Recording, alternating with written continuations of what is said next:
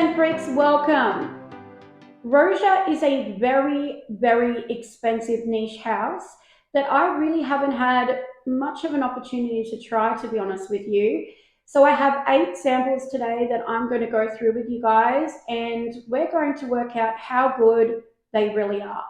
Don't forget to subscribe and hit notifications if you love all things fragrance. Okay guys, so I have 8 Roja samples here. I haven't really had the opportunity to really play with Roja at all.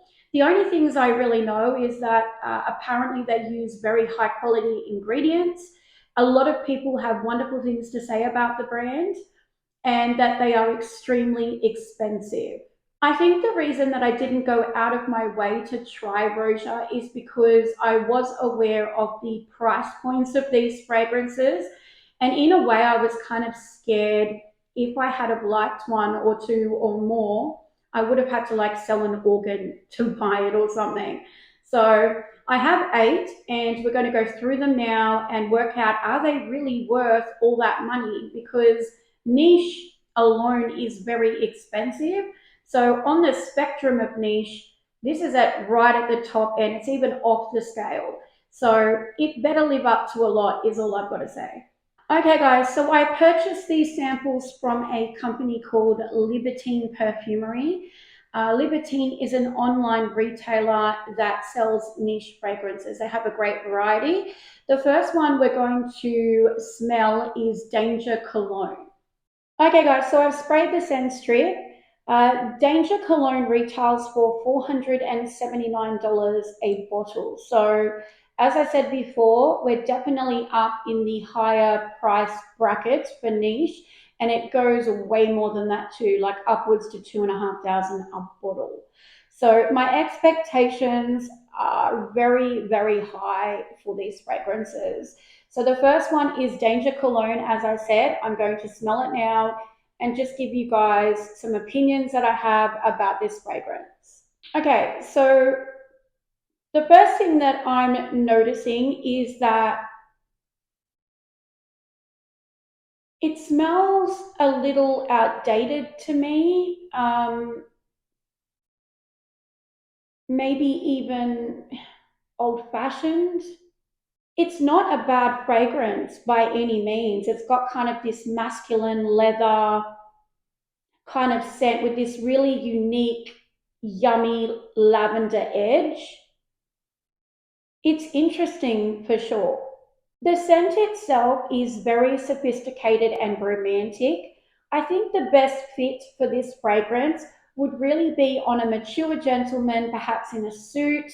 You can tell that he's very successful. He's lived a privileged and lavish lifestyle. And I think that is kind of the vibe that I get with this fragrance. I think Danger Cologne honestly was something quite unique, and you can definitely tell that they're using very, very high quality ingredients.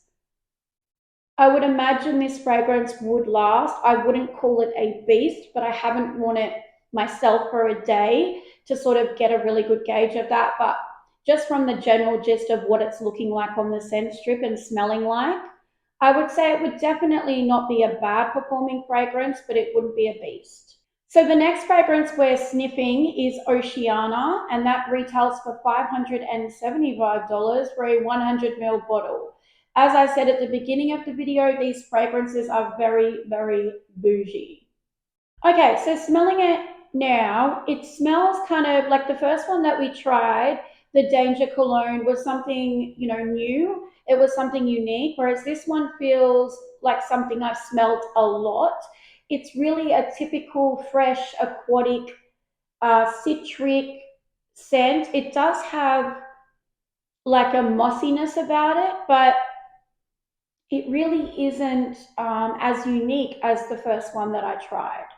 Oceana definitely smells quite masculine to me, so I probably wouldn't wear it. However, I could appreciate it on a man for sure, but I feel like this one would be weaker than the first one that we spoke about.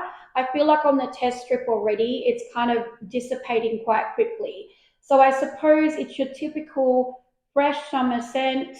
that isn't going to last that long, I think.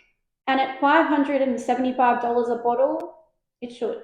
The next fragrance we're going to try is Scandal Cologne, and that retails for 479 Australian dollars for a 100 ml bottle. Okay, so the first thing, it's very, very, very masculine. This is definitely giving me a cologne vibe, a very alpha male scent about it, but it's really nice. It's quite nice. It's fruity, herby, minty, and definitely very, very aromatic. It's kind of tantalizing my nose senses, really kind of overwhelming them, but not in a bad way. While the fragrance is very nice, there's nothing wrong with it at all. It does smell more to me like my grandfather's cologne. It's quite old fashioned. And I don't think that I would enjoy smelling this on my partner. The next fragrance we're going to try is Enigma Cologne. This one also retails for $4.79. Let's give it a go. Oh, okay. So maybe it's a little bit too early on in the piece, but so far this is my favorite one. There is definitely a sweet, syrupy stickiness about it and like a yummy vanilla. So it's not gourmand, but there are definitely gourmand facets to this fragrance. When I initially sprayed the fragrance, I got that I'm assuming is the Roja DNA because it smelt very, very similar to the other ones that I'd smelt already, that kind of cologne like sort of scent.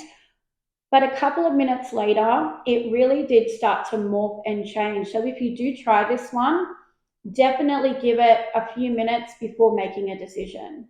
Call me crazy, but I am getting a really delicious, complex vanilla fragrance. One that I've never tried before or really even smelt anything like it. So I really like this one. I think it fits the criteria of being a beautiful scent and very unique. I'm not sure about longevity and projection. It doesn't smell weak. If anything, it smells the strongest out of all of the ones we've tried today so far. So I will definitely be interested in checking out this fragrance more. I don't know if I'd go out and buy a bottle of it yet, but I might play with the sample a bit longer or maybe get another sample of it and really see how it performs and how much I really do love the fragrance or not, and if it's worth that big, big price tag.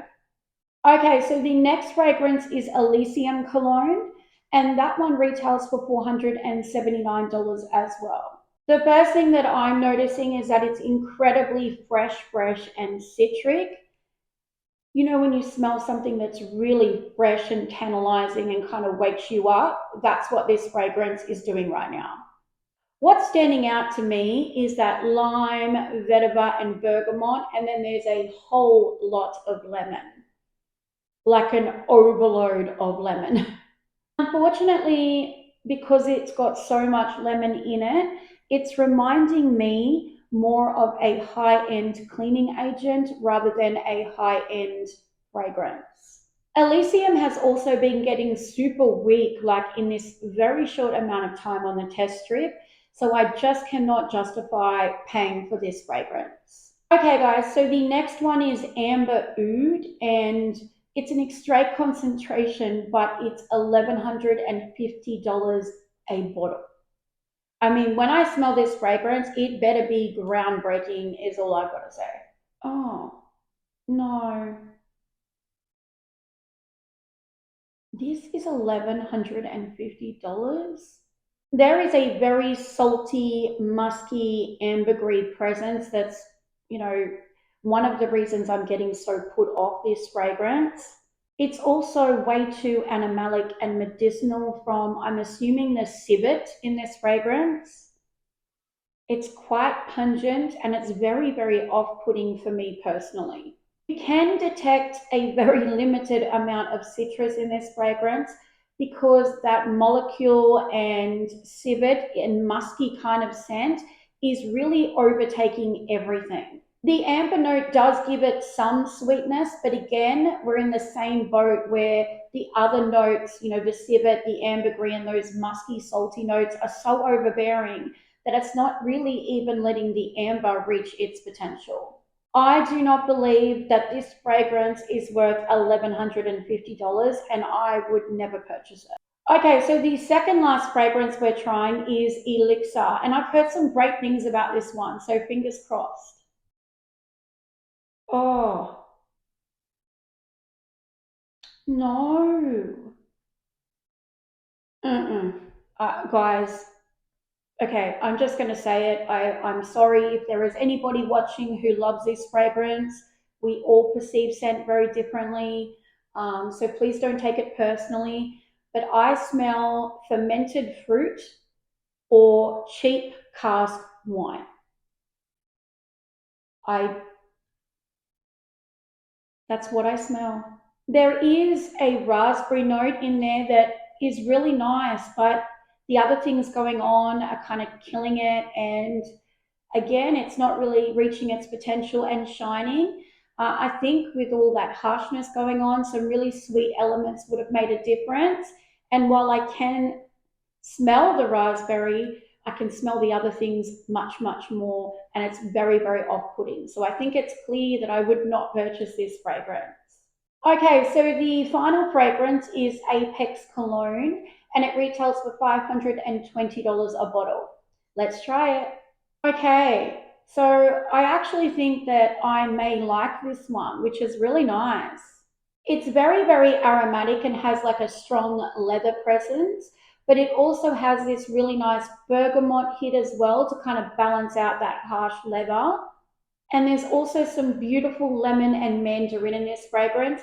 For me, the lemon and bergamot are very juicy, but the mandarin, I smell the mandarin skin more than the actual mandarin, which is really nice. It gives it kind of a bitter kick as well as that kind of citric blend. I'm really loving the leather and green notes together. They smell really, really nice. Together, along with that amber and rum, it makes for a really beautiful, beautiful scent. It actually reminds me of Sauvage by Dior, but not identical. It kind of reminds me of that with like a minty, citric, forest like vibe to it. While I definitely did really enjoy this fragrance, unfortunately, for what it is and the fact that it does remind me a lot of another designer fragrance, I just can't justify the price. Okay, scent freaks. So I think to summarize for the video today, I think Roja evidently uses very high quality, beautiful ingredients, and they take a lot of pride in their work. I think it's fair to say that they certainly ooze that luxury lifestyle essence about them, almost like the unicorn. It's unattainable, it's fantasy, and a lot of people are drawn to it. That's how I feel about Roja. In saying that, though, these are some of the most expensive niche fragrances that I have seen. And to be honest, after smelling them, I expected more. Obviously, it comes down to the individual. What I smell, somebody else will smell completely different, but I will not be rushing out to buy a full bottle anytime soon. To justify purchasing a fragrance in this price point, there would have to be, for me, a very, very set criteria. And that would be the scent itself. Not just is it a pretty smell and do I enjoy it, but is it something unique? Is it something that I can't purchase somewhere else for similar at a lesser price? That is what I would expect from a fragrance at this price point, along with obvious, longevity, projection, sillage, complement factor, etc. But at this point in time, no, I don't believe that I got that criteria met.